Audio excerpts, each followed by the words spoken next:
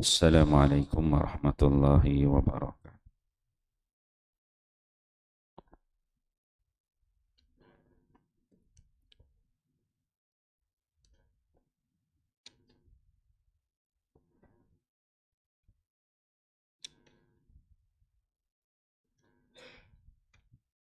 Bab ilmu dan zikir, kelebihan Al-Quran, hadis ke-37. An Fadlah bin Ubaid wa Tamim Ad-Dari radhiyallahu anhuma anin Nabi sallallahu alaihi wasallam qala Man qara'a 10 ayatin fi lailatin kutiba lahu qintar wal qintaru khairum minad dunya wa ma fiha. Al hadis rawahu Tabrani fil Kabir wal Awsat wa fihi Ismail bin Ayyash walakinnahu min riwayatihi 'an asy-Syamiyyin wa hiya maqbulah. Sayyidina Fadalah bin Ubaid dan Sayyidina Tamim Ad-Dari radhiyallahu anhuma meriwayatkan bahawa Nabi SAW bersabda, sesiapa yang membaca 10 ayat pada satu malam, maka akan ditulis untuknya satu qintar. Sedangkan satu qintar lebih baik daripada dunia dan seisinya. Tabrani Majma' Zawaid. An Abi Hurairah radhiyallahu anhu qala Rasulullah sallallahu alaihi wasallam Man qara'a 10 ayatin fi lailatin lam yuktab minal ghafilin. Sayyidina Abu Hurairah radhiyallahu anhu berkata, Rasulullah sallallahu alaihi wasallam bersabda, sesiapa yang membaca 10 ayat dalam satu malam tidak akan ditulis dalam kalangan orang-orang yang lalai daripada beribadat kepada Allah. An Abi Hurairah radhiyallahu anhu qala Rasulullah sallallahu alaihi wasallam Man qara'a fi lailatin mi'ata ayatin kutiba minal qanitin. Sayyidina Abu Hurairah meriwayatkan bahawa Rasulullah bersabda, sesiapa yang membaca 100 ayat daripada Al-Quran pada satu malam, maka akan ditulis daripada kalangan orang-orang yang beribadat pada malam itu. Mustadrak Hakim. Alhamdulillah, tuan-tuan mulia, pagi ini kita membaca 3 hadis Nabi sallallahu alaihi wasallam. Hadis di bawah tajuk ilmu dan zikir, iaitu kelebihan Al-Quran. Hadis yang ke-37, hadis yang diriwayatkan pada Fadalah bin Ubaid dan juga Tamim Ad-Dari. Fadalah bin Ubaid dia orang Madinah, orang Ansar. Tamim Ad-Dari ini nama-nama besar. Dia, kalau tuan-tuan belajar bab tentang berlakunya hari kiamat, Tamim Ad-Dari inilah hadis yang menceritakan tentang Dajjal. Tentang Dajjal, Tamim Ad-Dari.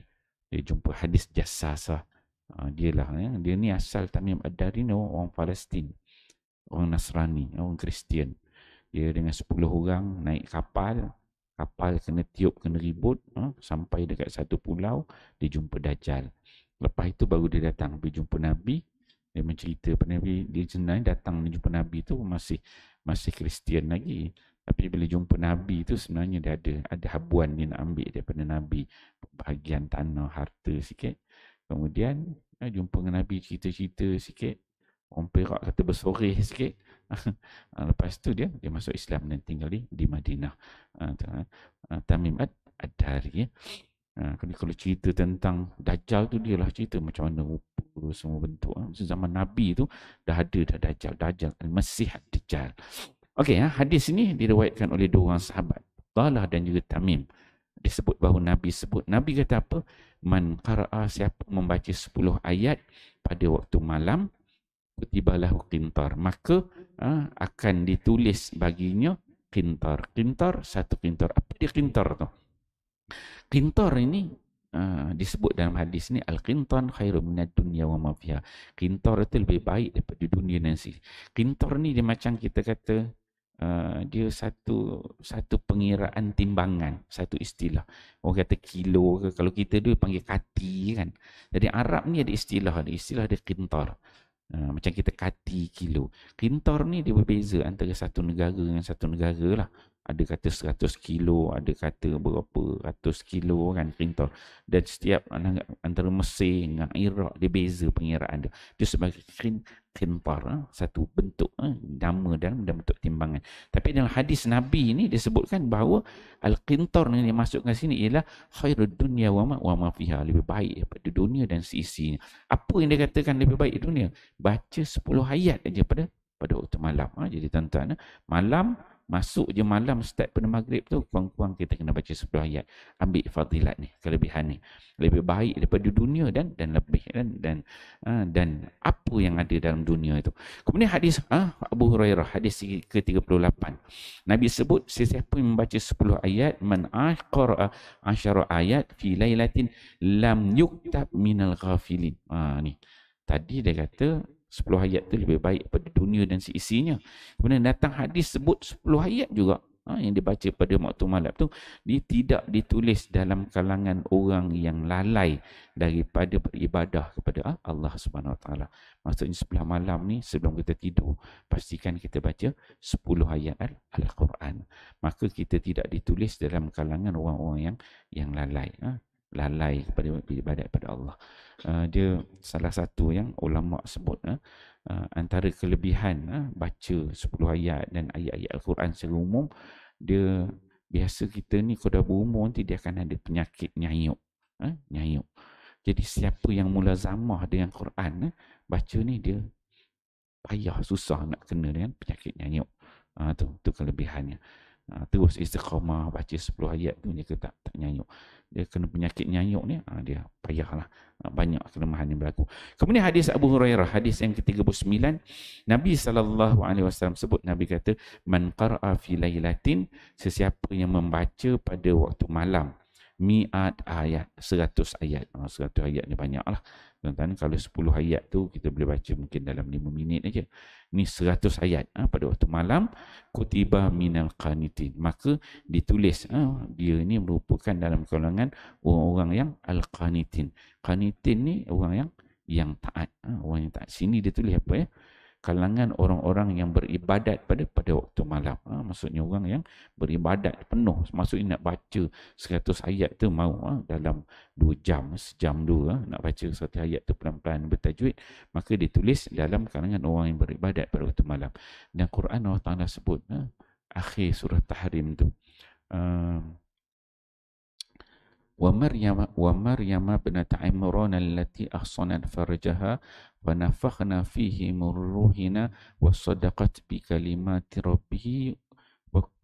ربها وكتبه وكانت من القانتين. Allah Ta'ala sebutkan Maryam ni ibu kepada Nabi Isa alaihissalam. Wa Maryam ibnat Imran allati ahsanat farjaha. Maryam ni yang dia ahsanat farjaha, dia menjaga kesucian dia. Dia tak buat benda-benda tak elok, dia tak buat.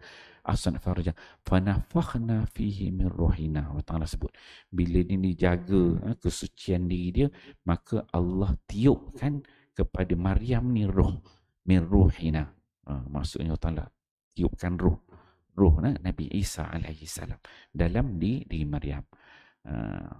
Wasaddaqat bi kalimati rabbiha. Dan Maryam ini bila ditiupkan ruh ke dalam diri dia oleh Jibril, wasaddaqat bi kalimati rabbiha, dia membenar, dia menerima apa yang Allah Ta'ala takdirkan untuk dia.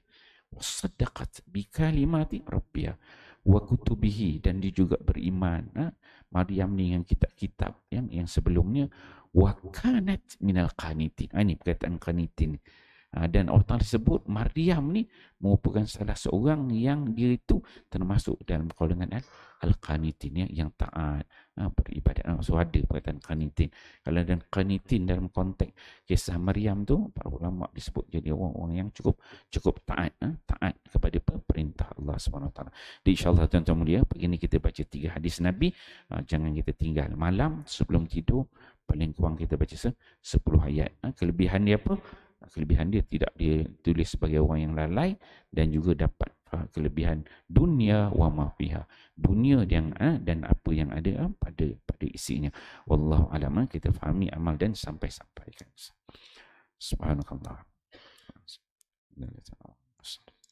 sallallahu ala Muhammad sallallahu alaihi wasallam sallallahu ala Muhammad sallallahu alaihi wasallam ya Nabi salam alaika ya Rasul salam alaika ya Habib salam alaika sallallahu alaika sallallahu ala Muhammad sallallahu alaihi wasallam sallallahu ala Muhammad sallallahu alaihi wasallam.